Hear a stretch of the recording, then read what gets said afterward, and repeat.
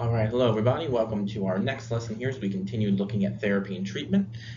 Today we're going to look at cognitive therapy and treatment. So our objectives and standards are to identify how cognitive therapy and treatment works and to analyze strategies and techniques used in cognitive therapy and treatment. And take a moment there to read over the standards, please.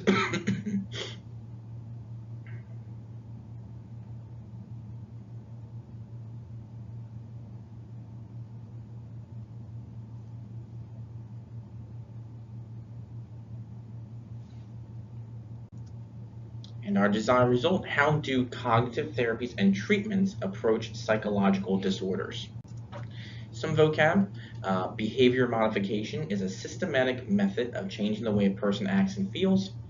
Cognitive therapy is the use of thoughts to control emotions and behaviors. And rational-emotive theory, or RET, is a form of psychological help aimed at changing unrealistic assumptions about oneself and others. So the process of changing behavior, in order to eliminate or change an undesirable voluntary behavior, there are several forms of behavioral or behavior therapy. A common behavior therapy used is behavior modification, and this is a systematic method of changing the way a person acts or feels. So in this lesson, we will look at different, we will look at different methods. My apologies. At different methods in cognitive therapy that use thoughts to control emotions and behaviors. So understanding cognitive therapy. Changing the way people think is the goal of cognitive therapies. Many of these theories share the belief that faulty cognitions or are irrational or uninformed beliefs, expectations, and ways of thinking have an impact on our behavior. So let's take a look at this chart here for a minute.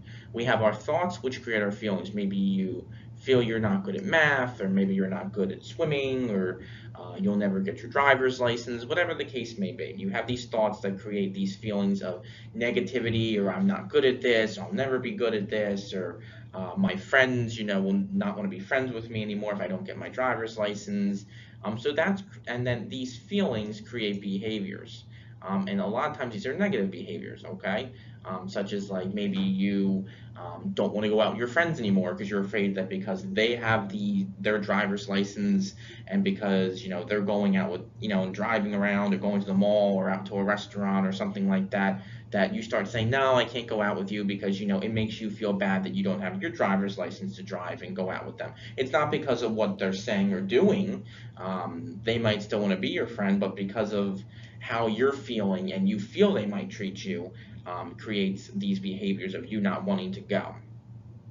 All right, these feelings then create behaviors, and these behaviors then reinforce your thoughts. So it's a big cycle, right? So because you're staying in, you go, oh my gosh, I'm staying in, and my friends don't want to go out with me. They don't want to hang out with me because I don't want my driver's license. And again, it's just a big cycle. They distort our behaviors, our attitudes, and our emotions, and in order to change their lives, people need to work to change their patterns of thinking. Excuse me. So similarities in cognitive theory. There are similarities between cognitive therapies, according to some psychologists, that have one or more of the following principles. One, disconfirmation. This means that clients may be confronted with evidence that directly contradicts their existing beliefs. Going back to the driver's license example, you might go see a therapist, and this therapist will say, that's not true that your friends, I don't think that's true that your friends, don't want to hang out with you because you don't have your driver's license. Like, have you tried talking to your friends? Maybe seeing, if that's their view or belief. And this kind of goes into reconceptuation. Clients will work towards an alternative belief system to explain their experiences or current observations. Maybe, with the driver's license example, it's not because your friends don't want to hang out with you, but maybe they feel guilty that, they don't want to make you feel bad because they know you're upset about not passing your driving test or not having a car or whatever the case may be. So they try to give you other views and say, well, wait a minute, maybe it's not that they don't want to hang out with you anymore, it's because they don't want to make you feel bad. And insight, clients then work towards this understanding and deriving a new or revised beliefs. Rational-Emotive Therapy, or RET. This was by psychologist Albert Ellis, who developed a form of therapy, called rational-emotive therapy. He believed that people behave in deliberate and rational ways given their assumptions about life. When an individual's assumptions are unrealistic, that is when emotional problems arise. Again, the driver's license example. You thinking that your friends don't want to hang out with you anymore, or don't like you anymore because you don't have a driver's license, that may or may not be a realistic assumption. Sure, it may be very true, but chances are it's probably not. So it is the goal of rational emotive therapy to correct these false self-defeating beliefs, such as I'll never get my driver's license because I'll never get my driver's license, I'll never have any friends, I'll never get a car, I'll never get a job. RET seeks to try and get rid of those views and beliefs. So treatment and rational emotive therapy. In order to help clients think in realistic terms, therapists may use some of the following. I'm just going to put RET up here for abbreviation because that is how it is abbreviated. So I just want to put that here so we are aware of that. RET. So here we go.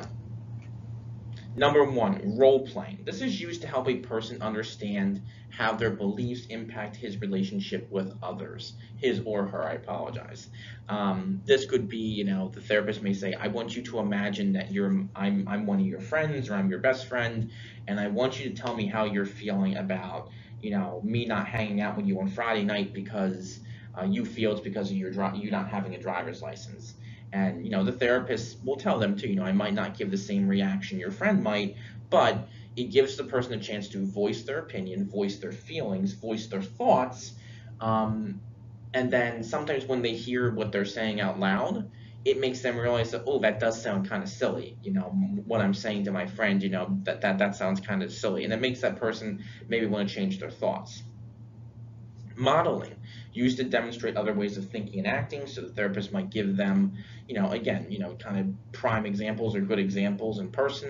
Humor, try to make the person laugh. The therapist may say, and it's not meant to be rude, but they might say, do you really think your friends really care if you have a car or not? And maybe might say, well, what car does your friend drive? And maybe they have an old beat up, rusty car. And then you go, well, the therapist might say, well, you can, would you really want to ride around a rusty car all night, or things like that, or, look at your friend, he's driving a rusty old car and you're worried about, not even having a car yet, so it's just kind of humor, and things like that. They try to throw humor into it to say, look, your views are kind of funny, they're just absurd. And again, it's not meant to be disrespectful, it's more to make the person laugh, to say, haha, yeah, I guess you're right. And then persuasion, using simple persuasion, trying to persuade the person that there are other ways of thinking or there are other ways of behaving, and maybe their friends, have other views about why they did what they did. So Ellis and the ABCs of behavior. So Albert Ellis believed in teaching that behaviors are the result of ABCs. One, the activating event. This activating event is something that triggers our behavior or our emotions. Could be going to the mall with a friend, could be going to dinner with our family. But number two, B, is your belief about the event. You could have, a happy view of the event, or it could be a very stressful event. Maybe you run into a friend you haven't seen in a while at the mall who you guys had an argument and you're not really looking forward to talking to them. Maybe dinner is going to be stressful because you and your sister or brother are fighting over something or whatever. And then number three is the consequences that follow the event. So how do you feel about that event? What happened that is impacting you? For therapy, therapists and psychologists want to change B, the belief about the event. It's important to change the belief because if we can change the belief about the event, and the incorrect view of the event may be that we can change the habits and old thoughts and behaviors. So Beck's cognitive therapy. In addition to Albert Ellis, Aaron Temkin Beck introduced another form of cognitive therapy, and he kind of looked at thought patterns. Okay, here are the three thought patterns he suggests. Overgeneralization. When a person makes blanket judgments about themselves. Example, I'm a failure. Well, a failure at what? That's just a blanket statement. Polarized thinking, categorizing information into two categories. Most people do not like me. Well, most people and do not like me are, two very different categories. Selective attention, when a person focuses on one detail out of many. People always criticize me. we'll criticize you how and criticize you why. So again, looking at those they're not simple thoughts, but those thought processes or thought patterns that can bring people down. And this therapy definitely helps people who are depressed. So one thing that Beck suggests is he has therapists use persuasion and logic to change their existing beliefs, and also encouraging clients to engage in actual tests of their own. Telling them, test this out. Say to yourself, I am good at this. I do have friends.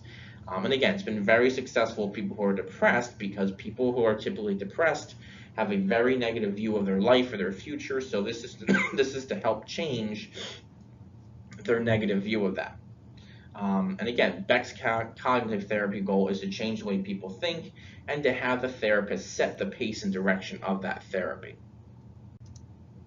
All right, so how do cognitive therapies and treatments approach psychological disorders? What do they do to try to help people get through those things, and all that stuff? All right, please make sure you watch the video that follows this to help you with the questions, and I hope you have a great rest of your day or night. Talk to you soon.